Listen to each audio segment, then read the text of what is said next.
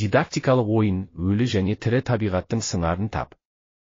Экология бағыты бойынша 4-5 жастағы балаларға арналған ойын түрі. Мақсаты, өлі және тірі табиғат тақырыбында білімдерін тереңдету.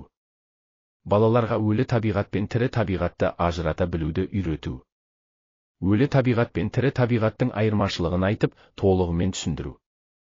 Ойынның құрал жабдығы, ойын шартына сай арнайы бөліктерге бөлінген ұяшықтардан тұратын тақтайша және кіші ағаштар компоненті. Ойын шарты, өлі және тірі табиғаттың сыңарын жасырынған ұяшықтардан табу. Балалар командалық ойын болғандықтан 2 топқа бөлінеді. 6 бала ойнап, әр топта 3-тен отырады. Балалар өлі табиғатты немесе тірі табиғатты өздері таңдаған ұяшықтарынан бір ұяшықты алып, орталыққа қойып, екінші сыңарын табу керек. Егер бірінші ойынды бастаған ойыншы сыңарын тапса, ол өзіне 2 ұпай алады. Ал екінші сыңары табылмаса, ұяшықтарды орнына қойып, ойынды келесі ойыншы жалғастырады.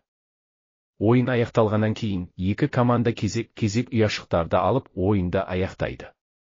Ойын аяқталғаннан соң ұпай санын санаймыз. Қай топтың ұпай саны көп болса, сол топ жеңіске жетеді. Қауіпсіздік ережесі, ойын кезінде орындықтар мен үстелдерге тұруға, үстелдердің астына еңбектеуге болмайды.